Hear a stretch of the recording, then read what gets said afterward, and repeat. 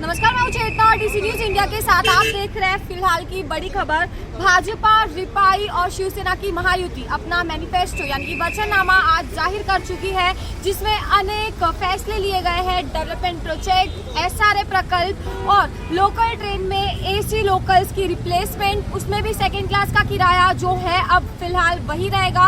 इसके अलावा बहनों के लिए 50% बीएसटी बस में फेयर में कटौती होगी और इसी के साथ साथ अनेक विकास के काम का प्रस्तावना दी गई है। देवेंद्र फडणवीस ने अपने वचननामे में काफ़ी चीज़ों का उल्लेख किया है, जिसमें से कुछ है। इसके अलावा एआई यंत्रणा पूरी सिस्टम को रिप्लेस करेगी, जिसकी वजह से पारदर्शिता बढ़ेगी और मुंबई को बांग्ला मुक्त और रोहिंग्या मुक्त करने का फैसला भी इस मैनिफेस्टो में दिया गया है।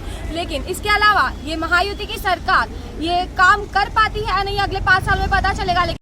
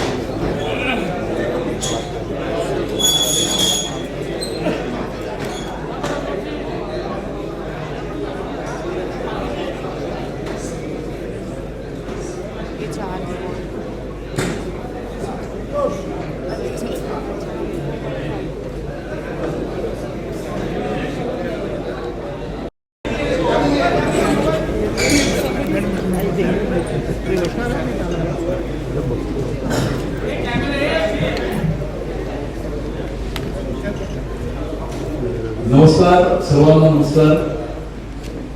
आज आपल्या या कार्यक्रमामध्ये Bharatiya Janata Party, Shiv Sena, Republican Party of India Athawale गट आमच्या महायुतीचा मुंबई महानगरपालिका निवडणूक 2024 चा वचननामा या ठिकाणी प्रकाशित होत आहे। या वचननाम्याचं प्रकाशन हे महाराष्ट्राचे लोकप्रिय मुख्यमंत्री सन्माननीय देवेंद्र फडणवीस साहेब, महाराष्ट्राचे लोकप्रिय उपमुख्यमंत्री श्री एकनाथ शिंदे साहेब आणि केंद्रीय मंत्री श्री रामदास आठवले साहेब यांच्या हस्ते होत आहे। आवाज मुंबईकरांचा या मोहिमेच्या अंतर्गत मुंबईकरांच्या सूचना या महायुतीच्या जाहीरनाम्याकरता प्राप्त करण्याची मोहीम 2 महिने राबवण्यात आली होती। या मोहिमेमध्ये सुमारे 2,65,000 सूचना मुंबईकरांच्या या मुंबईच्या विकासाकरता, मुंबई महानगरपालिकेच्या निवडणुकीकरता मुंबईकरांनी दिलेल्या आहेत आणि या सूचनांच्या आधारावरती महायुतीचा वचननामा, मुंबईकरांचा वचननामा, मुंबईकरांचा संकल्पनामा, मुंबईकरांनी दिलेल्या सूचनांच्या आधारावरती आम्ही तयार केलेला आहे।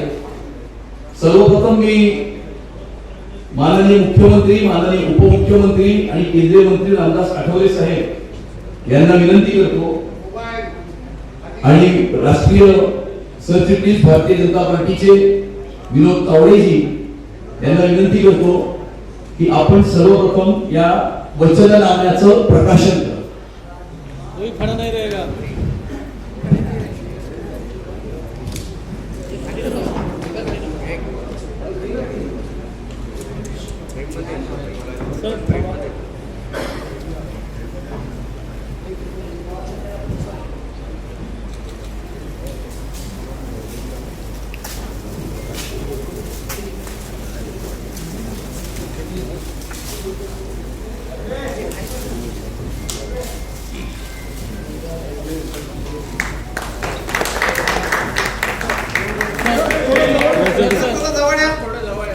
जवळ समोर सर समोर सर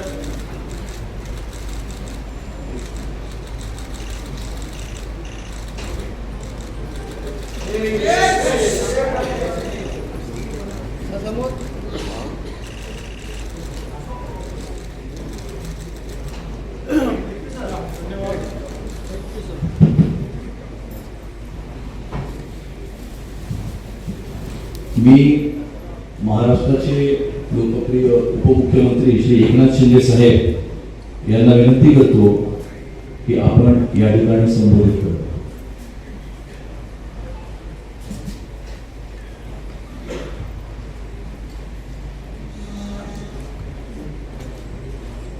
नमस्कार.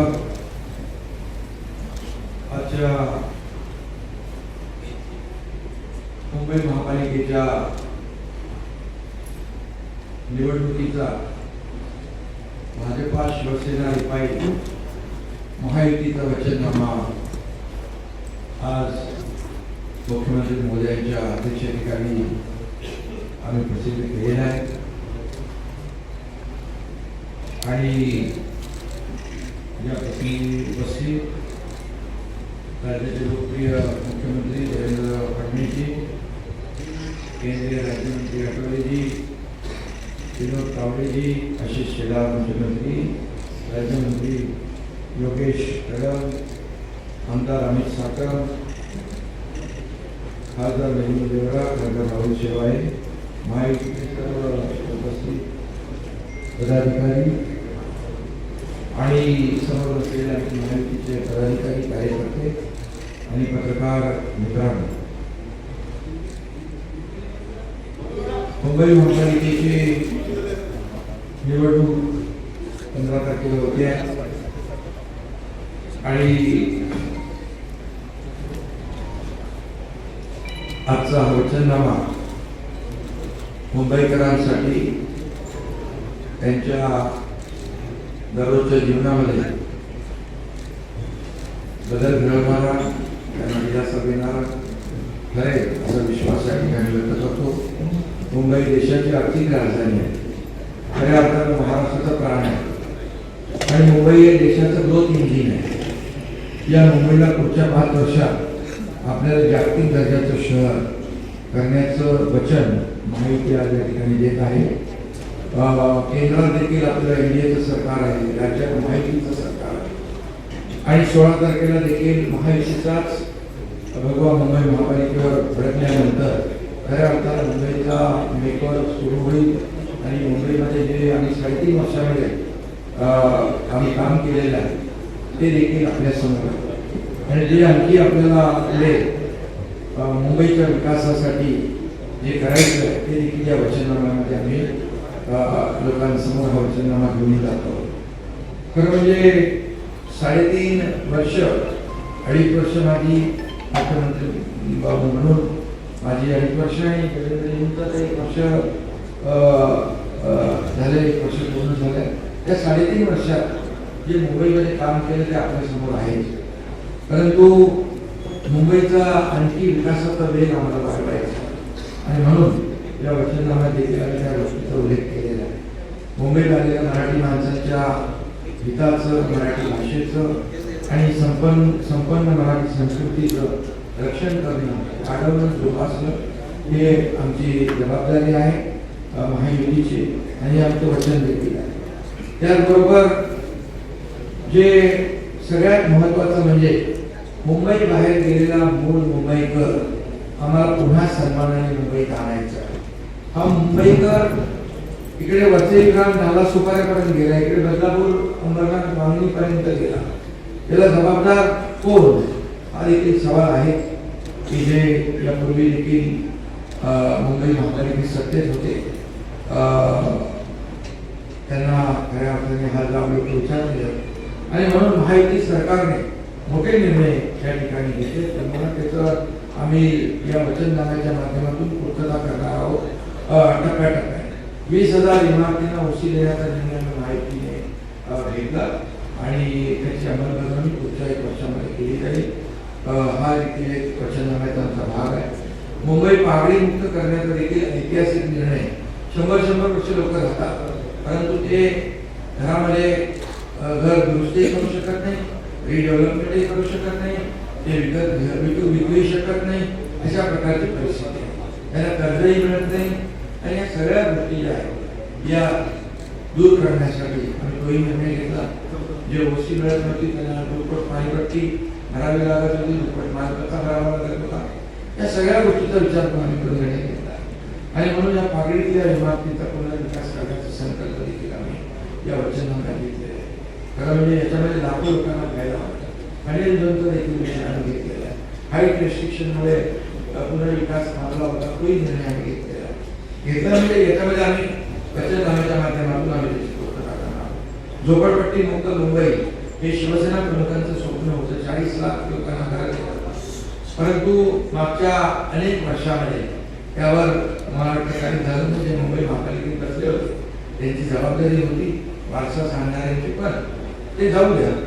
आम्ही महायुतीने आम्ही निर्णय घेतला की या संपूर्ण जे रखडलेले प्रकल्प आहे त्यांना मार्गी लावायचं क्लस्टरच्या माध्यमातून. आणि म्हणून आता उदाहरणादाखल 17,000 घरांचं घाटकोपर येथे रमाबाई आंबेडकर नगर हे आम्ही SRMMRDच्या माध्यमातून काम करतोय आणि त्यांना 20 वर्षापासून भाडं मिळत नव्हतं. 150 कोटी रुपये भाडं SRMMRD दिलं. ते एक उदाहरण आहे. असे 17 क्लस्टर या मुंबईत होत आहे टप्प्याटप्प्याने. त्यामुळे पूर्णपणे सुनियोजित मुंबईचा विकास या क्लस्टरच्या माध्यमातून होईल आणि तो देखील मोठं एक वचन आम्ही या ठिकाणी देतो.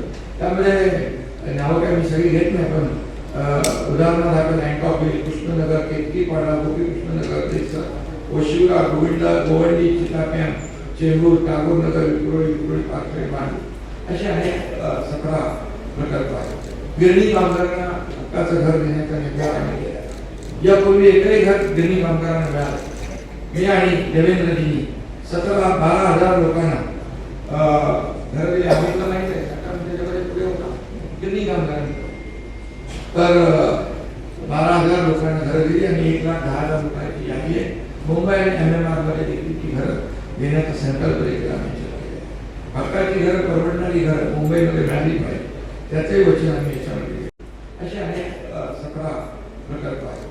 गिरणी कामगारांना हक्काचं घर देण्याचा निर्णय आम्ही केला. यापूर्वी एकही घर गिरणी कामगारांना मिळालं. मी आणि देवेंद्रजींनी 12,000 लोकांना घर दिले. आम्ही तर माहिती आहे त्याच्यामध्ये पुढे होता गिरणी कामगारांनी, तर 12,000 लोकांना घरं दिली आणि 1,10,000 रुपयाची यादी आहे. मुंबई आणि MMR मध्ये देखील ती घरं देण्याचा संकल्प देखील आम्ही केला. हक्काची घरं, परवडणारी घरं मुंबईमध्ये मिळाली पाहिजे त्याचंही वचन आम्ही याच्यामध्ये दिले. आणि म्हणून मुंबईतला माणूस हद्दपार जो झालेला आहे त्याला पुन्हा आणण्याचं काम या ठिकाणी आम्हाला करायचं आहे. आणि म्हणून ते देखील जे बाळासाहेबांचं स्वप्न होतं आणि त्याचबरोबर आदरणीय देशाचे प्रधानमंत्री नरेंद्र मोदीजी देखील त्यांनी देखील घोषणा केलेली आहे की सर्वांसाठी घरं आणि सर्वांसाठी घरं या संकल्पनेतून आम्ही ही संकल्पना पुढे नेण्यासाठी पुढच्या 5 वर्षात जवळपास 30 ते 35 लाख घरांची निर्मिती करण्याचा आमचा मानस आहे आणि मोठ्या प्रमाणावर लोकांना घरं मिळतील आणि परत त्या ठिकाणी म्हणजे मुंबईतला माणूस धोकादायक इमारती, चाळी आणि स्लममुळे बाहेर जाऊ नये आणि बाहेर गेलेला पुन्हा यावा यासाठी आम्ही हे करतो. आणि म्हणून आम्ही इतरांचं श्रेय वगैरे काही चोरणारे लोक नाही, की श्रेय चोरणारे कोणी सक्रिय झालेले आहे त्याच्याबद्दल मी नंतर बोलेन. परंतु मुंबई म्हणजे प्रधानमंत्री महोदय, गृहमंत्री महोदय, मी देवेंद्रजी यांच्यावर सातत्याने टीका करतात की मुंबई पासून तोडणार, मुंबईपासून तोडली जाईल, मराठी माणूस मुंबईतून बाहेर गेला तर तुमच्या वेगळं आहे. परंतु स्वतः प्रधानमंत्री महोदयांनी मुंबईला खूप महत्त्व दिलेलं आहे. मुंबईला फिनटेक सिटी करण्याचा प्रधानमंत्री महोदयांचा निर्धार आहे आणि म्हणून येत्या 5 वर्षात फिनटेक कॅपिटल मुंबईला केलं पाहिजे अशी भावना राज्य सरकारची. त्यासाठी केंद्र आणि राज्य सरकारने महापालिका मिळून हे करेल. BKC मध्ये इंटरनॅशनल फायनान्स सर्व्हिस सेंटर काही लोक म्हणाले गेलं तिथे गेलंच नाही आम्ही करतो आणि त्यामुळे लाखो लोकांसाठी तरुणांसाठी रोजगार निर्मिती होईल. स्टार्टअप आणि इनोव्हेशन हब उभारले जाते. त्यामुळे अनेक या ठिकाणी जी वचनं आम्ही देतोय ती आपल्या समोर आहे. हिंदुहृदय सम्राट बाळासाहेब ठाकरे यांचं जन्मशताब्दी वर्ष ते देखील आम्ही महायुती म्हणून आज महापालिकेच्या माध्यमातून विविध सामाजिक उपक्रम, आरोग्याचे उपक्रम, लोकांचे लोकाभिमुख उपक्रम घेऊन आम्ही ते राबवणार आहोत. आणि एक सूचना देखील त्याच्यामध्ये आली की हिंदुहृदय सम्राट शिवसेना बाळासाहेब ठाकरे वैद्यकीय विद्यापीठ महापालिकेच्या रुग्णालयानं संलग्न असं देखील करण्याचा आमचा मानस आहे. एसटीच्या प्रवासाच्या तिकिटात आम्ही महिन्याला 50% सवलतीचा निर्णय राज्य सरकारने घेतला. काही लोक म्हणाले तोट्यात देईल पण एसटी फायद्यात आहे. तसंच आम्ही मुंबईकर लाडक्या बहिणींसाठी BST मध्ये देखील 50% सवलत देण्याचा निर्णय महिलांसाठी आमच्या लाडक्या बहिणींसाठी घेण्याचा संकल्प केलेला आहे. आणि म्हणून त्यांना लाडक्या बहिणीला आत्मनिर्भर तर आम्ही लाडकी बहीण योजनेतून केलं. जसं मोदी साहेबांनी महिलांना आत्मनिर्भर आणि आत्मसन्मान देण्याचा निर्णय घेतला तसंच आम्ही देखील सरकार म्हणून घेतला आणि त्याचा फायदा आपण बहिणींना होतो ते पाहतो. लघु उद्योजकांना 5 लाखापर्यंत बिल मंडी कर्ज देणं, कोळीवाडे आणि गावकऱ्यांचं स्वतंत्र DCR तयार करून पुनर्विकासाला चालना देणं, कोळी बांधवांना विश्वासात घेतल्याशिवाय आम्ही कुठलाही निर्णय घेणार नाही. आणि म्हणून हे सगळं जे आहे हे आम्ही तुमच्यासमोर मांडतोय. पुनर्विकास प्रकल्प राबवताना आता जे अडथळे येत होते ते सगळे अडथळे आम्ही दूर केले. म्हणजे आता कुठलाही अडथळा पुनर्विकासासाठी येणार नाही. मग SRA असेल, म्हाडा असेल आणि इतर ज्या धोकादायक इमारती असतील, या सर्व सेसच्या बिल्डिंग असतील, नॉन सेसच्या बिल्डिंग असतील, BDT चाळीमध्ये तर आम्ही घरे दिली आहे. आणि त्यामुळे पुनर्विकास म्हणजे धोकादायक इमारती पडून लोकांचे जीव जात होते ते बिलकुल आमच्या या वचननाम्यामध्ये आहे की या सर्व पुनर्विकासाचा मार्ग मोकळा करण्यासाठी सरकारने युनिफाईड DCPR मध्ये निर्णय घेतला आहे. आम्ही परवा विधानसभेच्या अधिवेशनामध्ये निर्णय घेतला आहे. अटी शिथिल केल्या, नियम शिथिल केलेले आहेत आणि त्यामुळे त्याचा फायदा होईल. आणि म्हणूनच मी आपल्याला एवढंच सांगतो. त्याचबरोबर पाणी दरामध्ये पाणीपट्टी दरवर्षी 8% वाढ होती. ही वाढ पुढील 5 वर्षांसाठी देखील आमच्या वचननाम्यामध्ये स्थगित केलेली आहे. त्यांच्यावर भार नको म्हणून.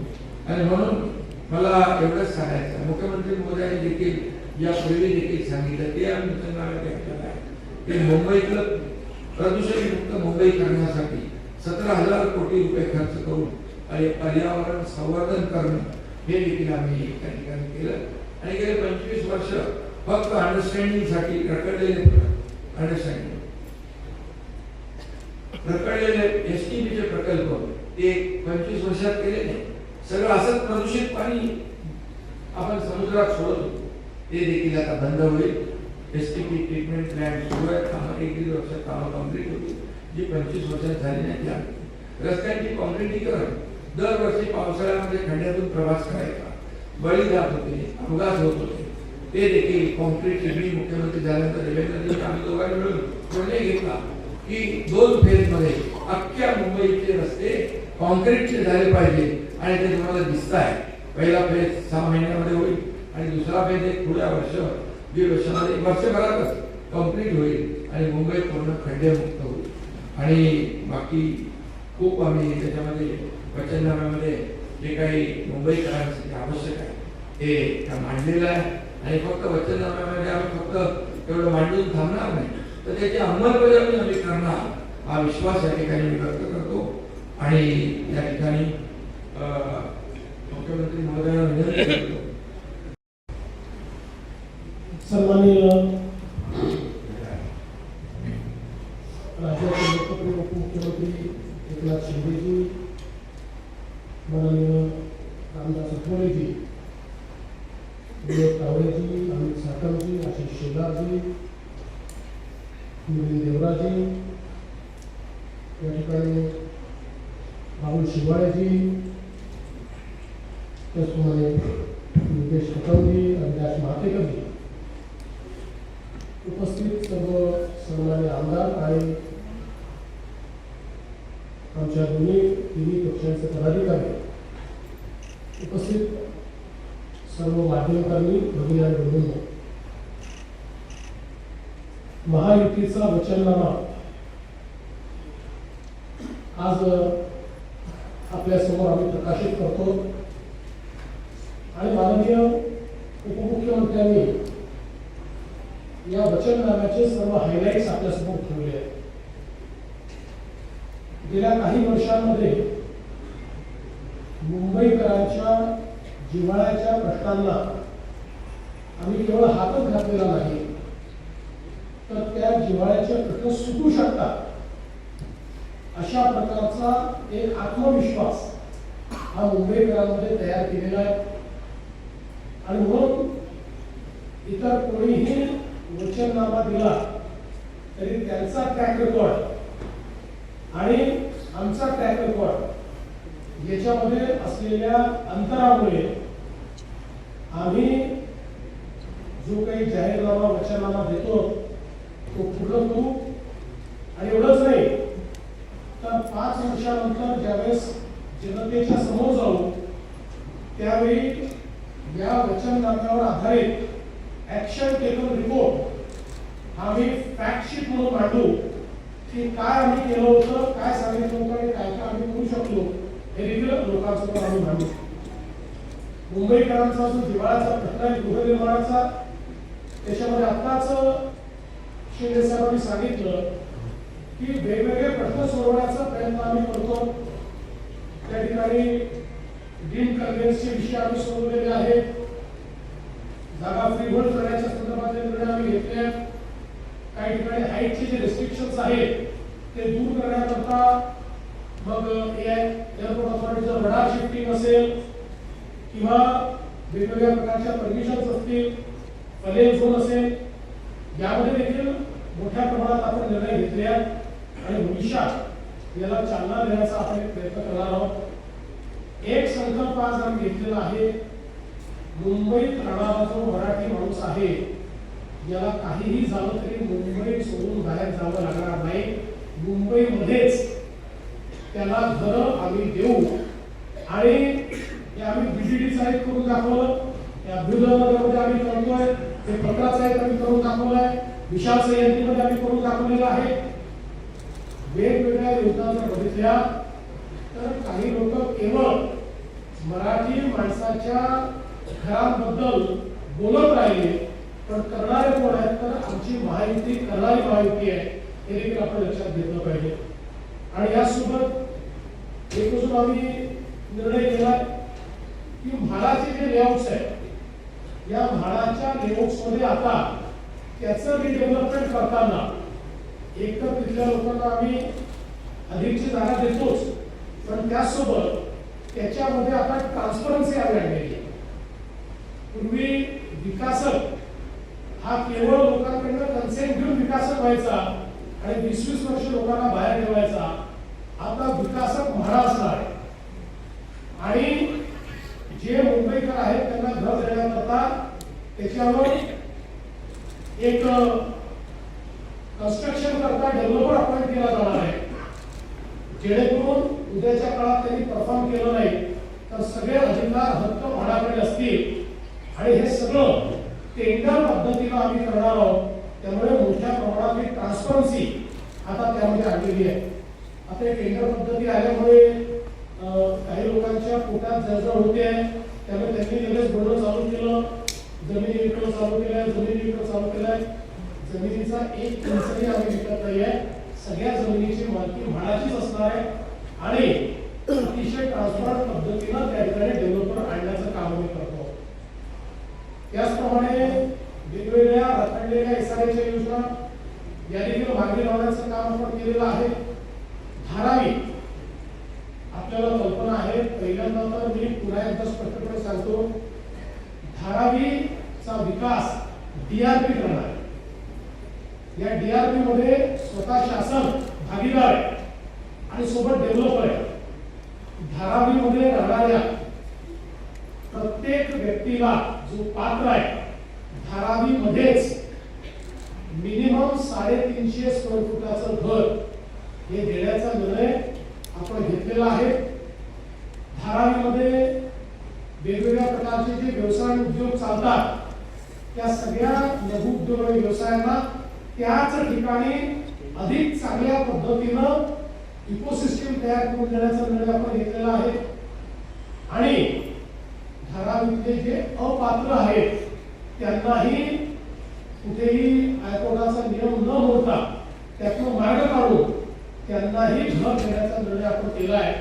त्यामुळे एक अत्यंत मोठं काम या धारावीच्या माध्यमातून आपण करतो. दुसरं, महानगरपालिकेमध्ये काम करणारे जेवढे आमचे सफाई कामगार आहेत, आम्ही 2019 ला निर्णय घेतला होता की सफाई कामगारांना मालकी हक्काची घरं द्यायची, परंतु उद्धव ठाकरेंच्या सरकारने तो निर्णय बदलला होता. आम्ही पुन्हा निर्णय घेतला आहे आणि आता त्याची सगळी कारवाई आम्ही केली आहे. पुढच्या काळामध्ये महानगरपालिकेचे जेवढे सफाई कर्मचारी आमचे आहेत या सगळ्यांना मुंबईमध्ये मालकी हक्काचं घर हे आम्ही त्या ठिकाणी देणार आहोत. हा आमचा निर्णय आहे. शिक्षणाच्या क्षेत्रामध्ये देखील महानगरपालिकेच्या माध्यमातून आपल्या शाळा आधुनिकीकरण, आपल्या शाळा महानगरपालिकेच्या ज्या आहेत या कौशल्ययुक्त करणं आणि हे करत असताना महानगरपालिकेच्या प्रत्येक शाळेमध्ये आमच्या मुलांना मराठी नीट शिकता आलं पाहिजे या दृष्टीनं मराठीची ही लँग्वेज लॅब तयार करणं हा देखील आम्ही एक निर्णय घेतलेला आहे. मराठीत आपण शिकवतोच आहोत, पण अधिक चांगल्या पद्धतीनं आपल्या मुलांना महानगरपालिकेच्या शाळेतनं मराठी शिकता यावं अशा प्रकारचा आमचा प्रयत्न त्या ठिकाणी असणार आहे. शिक्षणामध्ये ज्या काही आता नवीन शैक्षणिक इक्विपमेंट्स आलेले आहेत, पद्धती आलेल्या आहेत, या सगळ्या टीचिंग लर्निंगच्या पद्धती त्या ठिकाणी वापरण्याचा प्रयत्न आमचा असणार आहे. यासोबत आरोग्याच्या क्षेत्रामध्ये महानगरपालिकेने यापूर्वीही चांगलं काम केलेलं आहे किंवा बऱ्याच व्यवस्था उभ्या केल्या आहेत, पण त्या व्यवस्था अधिक चांगल्या करण्याची गरज आहे. त्याच्यामध्ये अधिक सोयी करण्याची गरज आहे. त्या दृष्टीनं एक प्लॅन आपण तयार केला आणि विशेषतः कोविडच्या काळामध्ये असं लक्षात आलं की मुंबईमध्ये ज्यावेळेस अशा प्रकारची एखादी महामारी येते त्यावेळेस लोकसंख्येच्या हिशोबाने बेड्सची जी संख्या असली पाहिजे ती 2000 कमी आहे. त्यामुळे 2000 नवीन बेड्स हे मुंबईमध्ये म्हणजे जो काही त्याचे नॉर्म्स आहेत त्या नॉर्म्स प्रमाणे सेकंडरी आणि टर्शरी ट्रीटमेंट करता मुंबईच्या लोकसंख्येला अनुरूप अशा प्रकारचे 2000 बेड्स हे तयार करण्याचं काम आपण त्या ठिकाणी करणार आहोत. हा देखील आम्ही एक निर्णय घेतलेला आहे.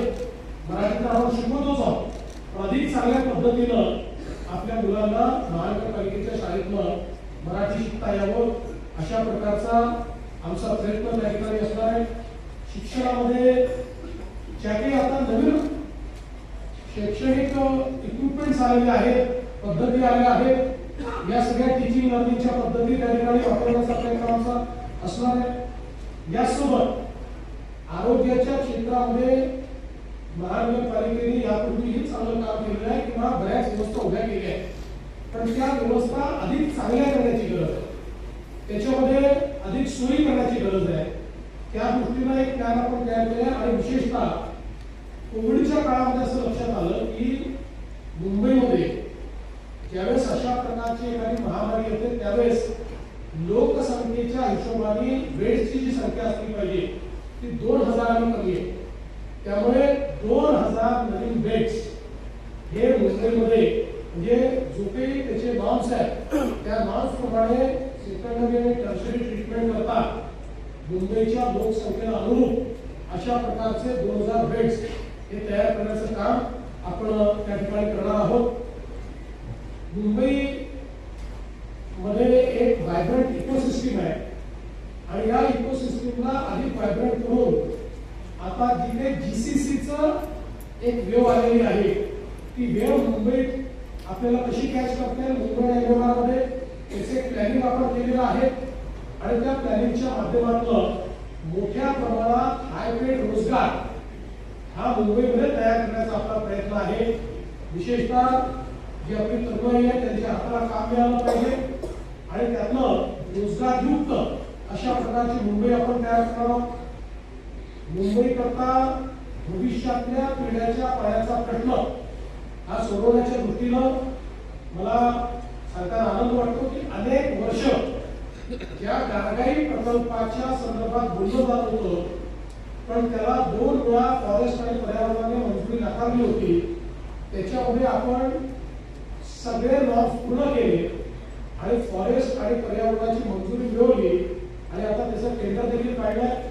त्यामुळे हा प्रकल्प असा आहे, सगळ्यात कमी खर्चाचा आहे, ग्रेडियंटनी पाणी येणार आहे, सगळ्यात जवळचा प्रकल्प आहे. त्यामुळे जवळपास 500 MLD पाणी हे पहिल्या टप्प्यामध्ये गारगाई प्रकल्पातून मिळणार आहे आणि त्यासोबत दमणगंगा पिंजाळ असेल किंवा इतर जे प्रकल्प असतील हे सगळ्या प्रकल्पांना आपण चालना दिली आहे. 2060 ची मुंबईची जी पॉप्युलेशन असेल, जी लोकसंख्या असेल, या लोकसंख्येला पुरेल इतकं पाणी मुंबई करता आपण नियोजित केलेलं आहे आणि प्रत्येक घरी मुबलक पाणी हे देण्याचा आपण त्या ठिकाणी प्रयत्न जो आहे तो करतो. विशेषतः पर्यावरणाच्या संदर्भात मुंबईमध्ये काही महत्वाचे इनिशिएटिव्ह आपण घेतले. मगाशी उपमुख्यमंत्री महोदयांनी सांगितलं, वर्षानुवर्ष या मुंबईचं सीवेज वॉटर ब्रिटिशकालीन सेटलिंग टँक्स मधनं थेट समुद्रात जात होतं. ते समुद्रात गेल्यामुळे आपल्याला कल्पना आहे की आपल्या समुद्राचं पाणी काळं दिसतं, त्यात घाण दिसते. अनेक ठिकाणी चौपाटीवर किंवा वेगवेगळ्या ठिकाणी त्याचा वास आपल्याला सहन करावा लागतो. कारण हे सगळं मुंबई सारख्या ज्याला एशियातली रिचेस्ट महानगरपालिका वगैरे अशा प्रकारचे विरुद्ध दिली जातात, त्यात सगळं पाणी घाण पाणी हे समुद्रात जात होतं.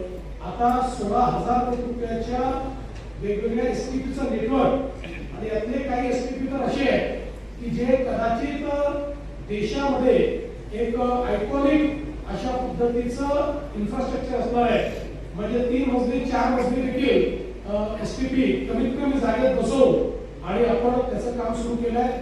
या वर्षापासून तर पुढच्या 1.5-2 वर्षामध्ये सगळी एसटीपी पूर्ण होतील.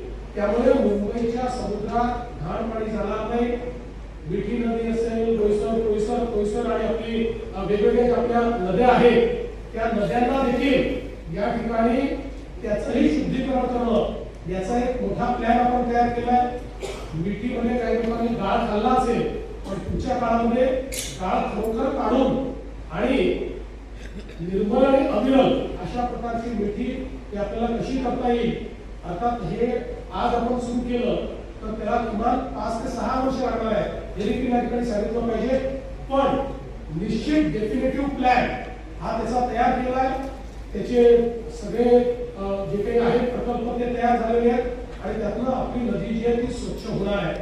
यासोबत आपल्याला माहिती आहे की जेवढे मुंबईचे डम्पिंग ग्राउंड्स आहेत, या सगळ्या डम्पिंग ग्राउंड्सचं कॅपिंग करणं, त्याचं बायोमॅनिंग करणं, तिथल्या जागा रिक्लेम करणं आणि यापुढे डम्पिंग पूर्णपणे बंद करणं, याकडे आता आपण वाटचाल सुरू केली आहे.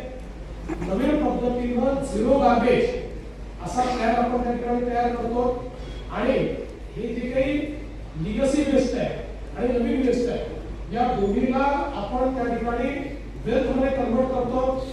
कचऱ्यापासून वीज निर्मितीचा प्रकल्प हा सुरू करून त्यातनंही आपण एक स्वच्छ वीज देखील मिळवण्याचा प्रयत्न करतो. काही गॅस निर्मितीचाही आपल्या समोर एक पर्याय त्या ठिकाणी आहे की ज्यातनं आपल्याला आपले व्हेकल्स देखील चालवता येतील. अशा पद्धतीनं मुंबईमध्ये एक आम्ही 17,000 कोटी रुपयाचा क्लायमेट ऍक्शन प्लॅन हातामध्ये घेतलेला आहे. ज्या क्लायमेट ऍक्शन प्लॅनच्या माध्यमातून एक मुंबईला सर्क्युलर इकॉनॉमी आम्ही तयार करणार आहोत.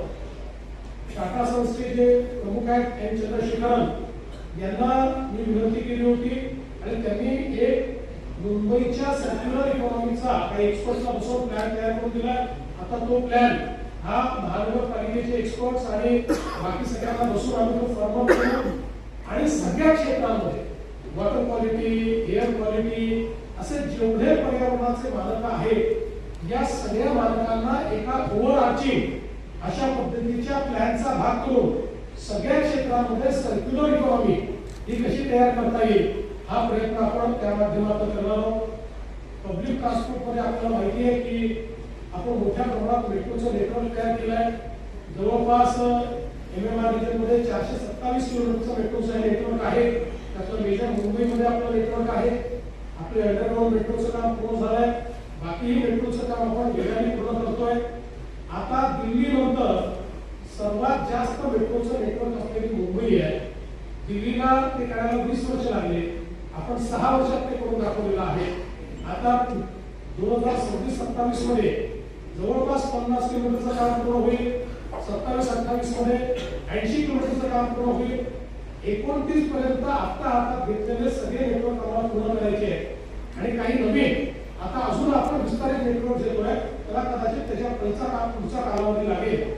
आणि हे करत असताना याच्यासोबतच आपल्या बेस्टमध्ये आपल्या बसेस ज्या आहेत या बसेस करता आज मुंबईच्या लोकसंख्येची तुलना केली तर आपल्याकडे 5000 बसेस आहेत. पण मुंबई करता मुंबईसारख्या शहराकरता किमान 10,000 ते 12,000 बसेसची आवश्यकता आहे. आणि म्हणून मोठ्या प्रमाणात EV बसेसचे आपण निर्णय घेतला, त्याचे ऑर्डर्स दिले आहेत. आणि पुढच्या काळामध्ये फ्लीट मोठी आपण करणार आहोत. आणि ही फ्लीट मोठी करून त्यातनं ज्याला आपण लास्ट माईल कनेक्टिव्हिटी म्हणतो, ती लास्ट माईल कनेक्टिव्हिटी ही मुंबईमध्ये तयार करून मुंबईकरांना त्यांचं जीवन सुकर करण्याचा प्रयत्न आहे. सबर्बन रेल्वेच्या संदर्भातही आपल्याला माहिती आहे की मुंबईची जी लाईफलाईन आहे आपली लोकल ट्रेन MUTP3 याच्या माध्यमातून MUTP3 याच्या माध्यमातून आपण मोठ्या प्रमाणात राज्य सरकार केंद्र सरकार मिळून त्या ठिकाणी गुंतवणूक केलेली आहे. आणि जे प्लॅटफॉर्म्स आहेत त्याची लांबी वाढवणं, ट्रेनचे डबे वाढवणं, ट्रेनची सफाई चांगलं करणं, त्या ठिकाणी एस्केलेटर्स लावणं, वेगवेगळ्या पॅसेंजर ॲम्निटीज तयार करणं. आता याचा दुसरा टप्पा असा आहे की केंद्र आणि राज्य सरकार मिळून आम्ही त्या ठिकाणी जे काही आपले डबे आहेत, कारण आपल्याला माहिती आहे आपल्या डब्याला गेट्स नाही आहेत. आणि गेट्स लावले तर लोकांना तिथे गुदमरल्यासारखं होईल. फार गर्दी त्या ठिकाणी असते. डब्यांची संख्या अजून 3 कशी वाढवायची या संदर्भातले काही ट्रायल्स चाललेले आहेत. नवीन सिग्नलिंग सिस्टीमचे ट्रायल्स चाललेले आहेत. आणि त्यासोबत आता संपूर्ण आपल्या सबर्बन रेल्वेमध्ये मेट्रो सारखे बंद दरवाजाचे डबे, ज्याच्यात स्लायडिंग डोर बंद दरवाजे होतील आणि पूर्णपणे AC अशा प्रकारचे डबे आपण तयार करणार आहोत. आणि हे करताना केंद्रीय रेल्वे मंत्र्यांना मी विनंती केली होती आणि त्यांनी ती विनंती मान्य केली की सेकंड क्लासच्या तिकिटामध्ये 1 रुपयाचा देखील वाढ न करता आम्ही मुंबईकरांना त्या लोकलमध्ये अतिशय चांगला प्रवास हा पुढच्या काळात देणार आहोत. टप्प्याटप्प्याने हे होईल. पण ऑर्डर तर आम्ही सगळ्या ट्रेन्स रेट चेंज करायचे घेऊ. टप्प्याटप्प्याने त्याची डिलिव्हरी सुरू होईल आणि त्या पद्धतीनं आपण ते काम करणार आहोत. ट्रान्सपोर्टेशनमध्ये एक अजून नवीन प्लॅन आपण जो तयार केलेला आहे हा मुंबई वॉटर ट्रान्सपोर्टचा प्लॅन तयार केला आहे. मागच्या काळामध्ये मुंबईमध्ये आपण रोरो सुरू केली. आज ती अतिशय यशस्वी झालेली आहे. काही ठिकाणी आपण पॅसेंजर बोट्स सुरू केले आहेत. आता एकूण मुंबई आणि MMRचं जे क्षेत्र आहे या MMRच्या क्षेत्रामध्ये जवळपास 85 नॉटिकल माईल इतकी वॉटर ट्रान्सपोर्टची व्यवस्था उभी आहे. आता आपण जो या ठिकाणी प्लॅन केला आहे त्याच्यामध्ये मुंबईसह MMR क्षेत्रामध्ये 200 नॉटिकल माईल एवढं वॉटर ट्रान्सपोर्टचं नेटवर्क आपण उभं करतो. 21 ठिकाणी आपण जेटीज तयार करतो. वॉटर टॅक्सीज आपण त्या ठिकाणी आणतो. या वॉटर टॅक्सीज ज्या आहेत याही सस्टेनेबल असल्या पाहिजेत. त्या अल्टरनेट फ्युएलवर इलेक्ट्रिक किंवा अल्टरनेट फ्युएलवर असल्या पाहिजे किंवा हायब्रिड असल्या पाहिजे. या दृष्टीने आपण करार केलेले आहेत.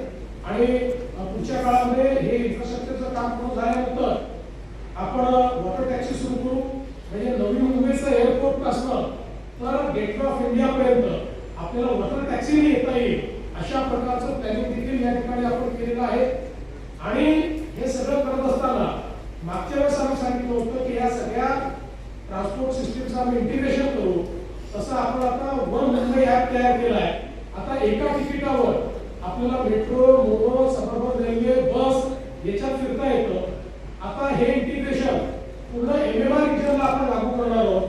आणि हे जे वॉटर ट्रान्सपोर्ट आहे तेही याचा भाग आहे. त्यामुळे वॉटर टॅक्सीमध्येही त्याच तिकिटावर आपल्याला बसता येईल अशा पद्धतीनं आपण त्याचं प्लॅनिंग केलेलं आहे. आणि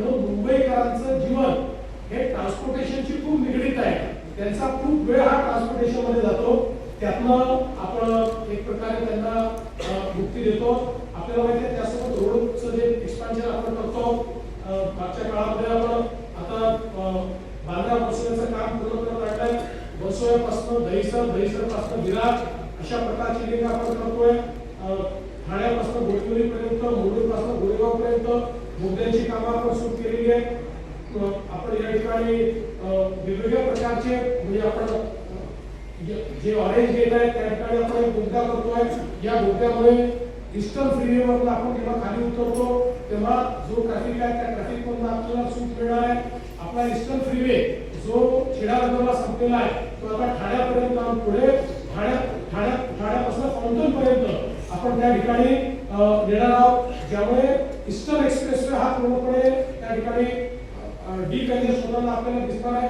यासोबत आपण आता कुर्ल्यापासून घाटकोपरपर्यंत एक 4.5 किलोमीटरचा ब्रिज करतो, ज्याच्यामुळे घाटकोपरची कनेक्टिव्हिटी जी आहे ती थेट आपल्या बीकेसी पर्यंत या ठिकाणी येणार आहे. त्यामुळे या सगळ्या ट्रान्सपोर्टेशनचे जे काही वेगवेगळे विषय आपण हातात घेतले आहेत यामुळे western expressway, eastern expressway, east west connectivity हे सगळं डिकंजेस्ट आपण करणार आहोत. आपल्याला माहिती आहे की शिवडीचे वरील पूल यावरचीच आपण पूर्ण करणार आहोत. त्यामुळे कुठल्याही भागातल्या व्यक्तीला कुठल्याही भागात जायचं असेल, नवी मुंबई एअरपोर्टला जायचं असेल तरी देखील एक सीमलेस अशा प्रकारची व्यवस्था रस्त्यांच्या माध्यमातून मिळणार आहे. आणि अर्थातच शिंदे साहेब मुख्यमंत्री असताना जे आम्ही कॉन्क्रीट रोड करण्याचा निर्णय घेतला त्याचा एक टप्पा संपवला, दुसरा टप्पा चालू आहे. हे रस्ते असे बनत आहेत की हे रस्ते बनल्यानंतर पुढचे 30-40 वर्ष त्या रस्त्यावर कधीच खड्डा पडणार नाही. खड्डेमुक्त मुंबईकडे जाण्याचं काम हे आपण या ठिकाणी सुरू केलेलं आहे. यासोबत महिलांकरता देखील अनेक योजना आपण याच्यामध्ये घेतलेल्या आहेत की ज्या योजनांच्या माध्यमातून आपल्याला कल्पना आहे की आत्ताच शिंदे साहेबांनी सांगितलं आपल्या बेस्टच्या बसमध्ये महिलांना अर्ध्या तिकिटामध्ये 50% कन्सेशन मध्ये प्रवास करता येईल अशा प्रकारचा निर्णय आपण घेतो आहोत. आणि त्यासोबत या मुंबईतल्या ज्या आमच्या लाडक्या बहिणी आहेत या लाडक्या बहिणींना महानगरपालिकेच्या माध्यमातून मागच्या काळामध्ये आपण काही प्रशिक्षण दिलं आहे, काही त्यांना घरकाम करता शिलाई मशीन्स असतील, वेगवेगळ्या इक्विपमेंट दिल्या. आता त्याच्या पलीकडे जाऊन आमच्या या ज्या काही लाडक्या बहिणी आहेत मागच्या काळात एक आम्ही प्रयोग करून पाहिला आणि मुंबई बँकेच्या वतीनं आमच्या दरेकरांनी आपल्या या लाडक्या बहिणींना सरकारच्या योजनेतून 1 लाखापर्यंतचं लोन हे बिनव्याजी दिलं आणि त्यातनं काही महिलांनी चांगले उद्योग सुरू केले. आता आम्ही असं ठरवलेलं आहे की महानगरपालिकेच्या माध्यमातून मुंबईच्या सगळ्या लाडक्या बहिणींना 5 लाखापर्यंत बिनव्याजी कर्ज आम्ही उपलब्ध करून देणार आहोत.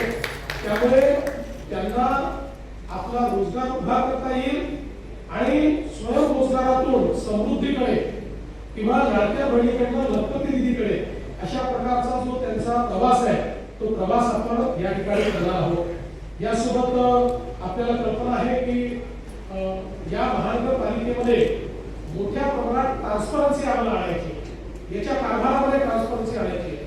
आता पुढच्या काळामध्ये बिल्डिंग प्लॅन अप्रुव्हलमध्ये आम्ही आर्टिफिशियल इंटेलिजन्स प्लॅटफॉर्मचा उपयोग करणार आहोत की ज्या प्लॅटफॉर्ममध्ये तुम्हाला 24 तासात कधीही अप्रुव्हल करता जाता येईल आणि DCR आणि GP आणि जिओ स्पेशियल डेटा या सगळ्याचा उपयोग करून आर्टिफिशियल इंटेलिजन्सचं मॉडेलच सांगून देईल की याच्यामध्ये काय बरोबर आहे, काय चूक आहे, काय बदल केला पाहिजे.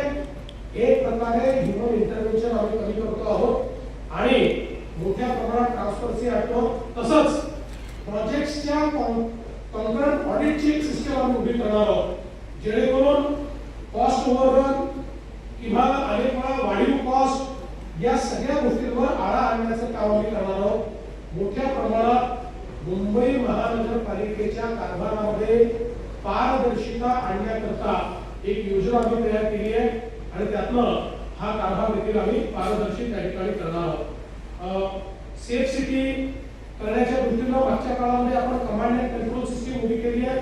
महापालिकेला पावसाळ्याच्या काळात ही कमांड अँड कंट्रोल सिस्टीम खूप कामी येते. आता त्यातही अधिक कॅमेरे लावून आर्टिफिशियल इंटेलिजन्सचा उपयोग करून प्रेडिक्टिव्ह अशा प्रकारच्या व्यवस्था आम्ही उभ्या करणार आहोत ज्यातनं पूर नियंत्रणामध्ये देखील आपल्याला मोठ्या प्रमाणात फायदा होईल. आपल्याला कल्पना असेल की हे एक वर्ष असं होतं की खूप मोठ्या प्रमाणात पाऊस पडला तरीही त्या मानाने मुंबई थांबली नाही. पुढच्या काळामध्ये मुंबई थांबणार नाही. पावसाळ्यातही अशा पद्धतीनं आपण ही पूर्ण पूर नियंत्रणाची जी व्यवस्था आहे ही व्यवस्था या ठिकाणी करतो. आणि यासोबत आपल्याला कल्पना आहे इंदू बिल्ला भारतरत्न डॉक्टर बाबासाहेब आंबेडकरांचं स्मारक आता पूर्णत्वाला चाललेलं आहे. रमाबाई आंबेडकर नगरचा पुनर्विकास आपण त्या ठिकाणी आता शिंदे साहेबांनी सांगितलं अतिशय उत्तम प्रकारे केला. आणि विशेषतः लोकशाहीर अण्णाभाऊ साठे हे ज्या ठिकाणी चिरागुणाला राहत होते त्या ठिकाणी त्यांचं स्मारक हे देखील आपण तयार करतो आहोत. त्याचे काम आपण सुरू केलेलं आहे. त्यामुळे आपली जी मानकं आहेत त्या मानकांचं देखील या ठिकाणी उत्तम संवर्धन केलं पाहिजे अशा प्रकारचा आपला प्रयत्न आहे. या मुंबईमध्ये राहणारा जो आमचा मराठी माणूस आहे, या मुंबईचा जो आम नागरिक आहे, मुंबईचा जो गरीब आहे, मुंबईचा जो झोपडपट्टीवासी आहे, मुंबईमधल्या महिला आहेत, त्याचा उपयोग करून आर्टिफिशियल इंटेलिजन्सचं मॉडेलच सांगून देईल की याच्यामध्ये काय बरोबर आहे, काय चूक आहे, काय बदल केला पाहिजे. एक प्रकारे ह्युमन इंटरव्हेन्शन आम्ही कमी करतो आहोत आणि मोठ्या प्रमाणात ट्रान्सफरची आठवण तसंच प्रोजेक्ट्सच्या कॉन्करंट ऑडिटची एक सिस्टम आम्ही उभी करणार आहोत. जेणेकरून कॉस्ट ओव्हररन किंवा अनेक वेळा वाढीव कॉस्ट या सगळ्या गोष्टींवर आळा आणण्याचं काम आम्ही करणार आहोत. मोठ्या प्रमाणात मुंबई महानगरपालिकेच्या कारभारामध्ये पारदर्शिता आणण्याकरता एक योजना आम्ही तयार केली आहे आणि त्यातनं हा कारभार देखील आम्ही पारदर्शी त्या ठिकाणी करणार आहोत. सेफ सिटी करण्याच्या दृष्टीनं मागच्या काळामध्ये आपण कमांड अँड कंट्रोल सिस्टीम उभी केली आहे. महापालिकेला पावसाळ्याच्या काळात ही कमांड अँड कंट्रोल सिस्टीम खूप कामी येते. आता त्यातही अधिक कॅमेरे लावून आर्टिफिशियल इंटेलिजन्सचा उपयोग करून प्रेडिक्टिव्ह अशा प्रकारच्या व्यवस्था आम्ही उभ्या करणार आहोत. ज्यातनं पूर नियंत्रणामध्ये देखील आपल्याला मोठ्या प्रमाणात फायदा होईल. आपल्याला कल्पना असेल की हे एक वर्ष असं होतं की खूप मोठ्या प्रमाणात पाऊस पडला तरीही त्या मानाने मुंबई थांबली नाही. पुढच्या काळामध्ये मुंबई थांबणार नाही. पावसाळ्यातही अशा पद्धतीनं आपण ही पूर्ण पूर नियंत्रणाची जी व्यवस्था आहे ही व्यवस्था या ठिकाणी करतो. आणि यासोबत आपल्याला कल्पना आहे इंदू बिल्ला भारतरत्न डॉक्टर बाबासाहेब आंबेडकरांचं स्मारक आता पूर्णत्वाला चाललेलं आहे. रमाबाई आंबेडकर नगरचा पुनर्विकास आपण त्या ठिकाणी आता शिंदे साहेबांनी सांगितलं अतिशय उत्तम प्रकारे केला.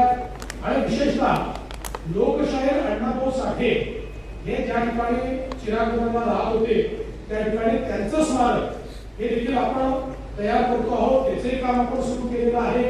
त्यामुळे आपली जी मानकं आहेत त्या मानकांचं देखील या ठिकाणी उत्तम संवर्धन केलं पाहिजे अशा प्रकारचा आपला प्रयत्न आहे. या मुंबईमध्ये राहणारा जो आमचा मराठी माणूस आहे, या मुंबईचा जो आम नागरिक आहे, मुंबईचा जो गरीब आहे, मुंबईचा जो झोपडपट्टीवासी आहे, मुंबईमधल्या महिला आहेत, कामकाजी महिला आहेत, या सगळ्याचा विचार या वचननाम्याच्या माध्यमातून आम्ही केलेला आहे. खूप गोष्टी याच्यामध्ये आहेत, सगळ्या गोष्टी सांगणं शक्य नाही आहे.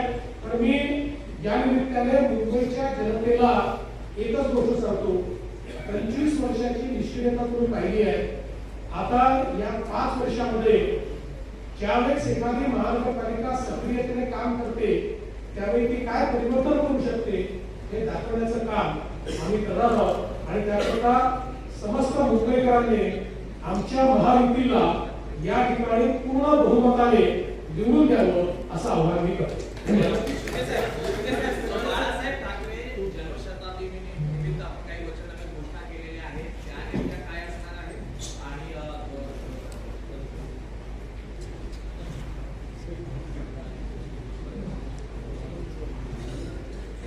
जन्मशताब्दी निमित्त बाळासाहेबांचा 80% समाजकारण 20% राजकारण हे त्यांचा मूळ मंत्र होता. त्या माध्यमातून या ठिकाणी आरोग्याचे उपक्रम असतील, शैक्षणिक उपक्रम असतील, त्याचबरोबर जे जे आपल्याला वर्षभर जे उपक्रम राबवायचे ते जन्मशताब्दी वर्षानिमित्त लोकांना कल्याणकारी योजना त्या राबवल्या जातील. आणि जे बाळासाहेबांना अभिप्रेत ते या संपूर्ण उपक्रमामध्ये असेल. आणि त्याचबरोबर मी एवढंच सांगतो की आता वचननामा आम्ही त्यांचाही पाहिजे. या वचननाम्यामध्ये कुठल्या हिंदू हृदय सम्राट बाळासाहेब ठाकरे यांचा उल्लेखही नाही सारा. यामध्ये मराठी तरुणांसाठी शिक्षण, रोजगार, उद्योजक यांच्या धोरण राबवण्यात येईल. त्याचबरोबर महापालिका रुग्णालयाच्या प्रेमिक मराठी सांगितलं बाळासाहेब ठाकरे वैद्यकीय विद्यापीठ उभारण्यात येईल. मराठी भाषेला अधिक समृद्ध करण्यासाठी उपाययोजना, ग्रंथालय, सांस्कृतिक केंद्राची संख्या वाढवण्यात येईल. मराठी तरुणांसाठी फेलोशिप सुरू करायची आहे. परवडणाऱ्या घरांचं धोरण मगाशी मी सांगितलं. मुंबईकर मराठी माणूस नंतर त्याला पुढे आणायचं आहे. पण मला एवढंच सांगायचं आहे की त्यांच्या वचननाम्यामध्ये साधा मराठीचा उल्लेख मी पाहिलेला नाही, हिंदुत्वाचाही उल्लेख नाही, आणि बाळासाहेब ठाकरे यांचा जन्मशताब्दीचा उल्लेखही नाही. त्यांचा त्यांना विसर पडलेला आहे. त्यामुळे मी सांगेन की आता आमचा वचननामा तर आम्ही सगळ्या कल्याणकारी योजना, विकासाचा अजेंडा घेऊन आम्ही वाचवतो आणि त्यामुळे त्यांचा वचननामा फक्त त्याच्यामध्ये जे दररोज टोमणे, तर टोमणे नावा किंवा घोटाळे नामा, टोमणे नामा आणि हलफनामा, टोमणे नामा, हलफनामा, घोटाळे नामा, काय जे काय बरेच पण आमचा विकास नामा आहे, आमचं वचननामा. आणि त्यामुळे हा फरक आहे. आम्ही लोकांनी केलेले शब्द पाहणार आहोत. मराठीच्या बाबतीमध्ये ते नेहमी सांगतात, परंतु ते मराठीच्या बाबतीमध्ये एकही काम त्यांनी सांगावं. आम्ही 10 कामं सांगतो. त्यांचे तुलना मावशीचं प्रेम आहे आणि म्हणून फक्त निवडणुकीमध्ये ते उपयोग, पण आम्ही कायमस्वरूपी मुंबईतल्या मराठी माणसाच्या मागे, मुंबईकरांच्या मागे सरकार उभं राहिलेलं आहे. आशिषदारांनी सूचना मराठी सिनेमांना हक्काचं सिनेमागृह, मल्टिप्लेक्स थिएटर महापालिकेच्या माध्यमातून मराठी नाट्य, संगीत, कला, लोककलांसाठी 3 मराठीसाठी नाट्यगृह उभारण्याचा संकल्प आम्ही केला आहे. तंत्रज्ञानाच्या आधारावर AI पोर्टल आणि अल्गोरिदम ऑडिटवर भ्रष्टाचार विरहित मुंबई महापालिका देखील करण्याचा संकल्प या ठिकाणी केलेला आहे.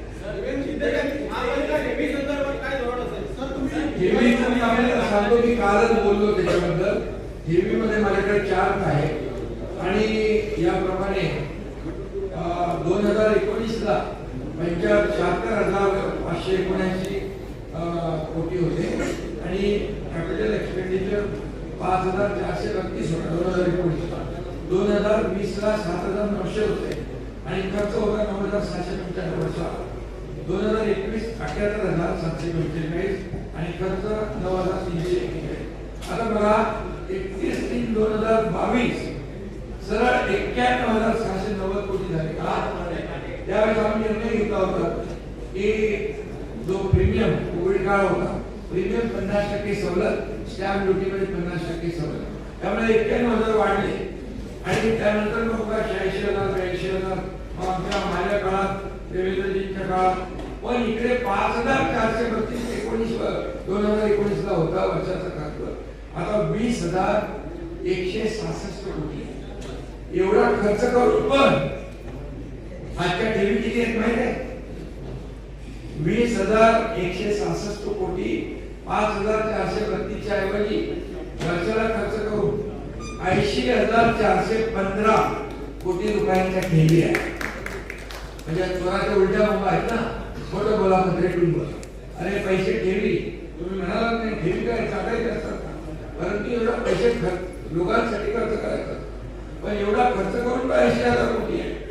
त्यामुळे मग अगोदरचे पैसे कुठे जात होते?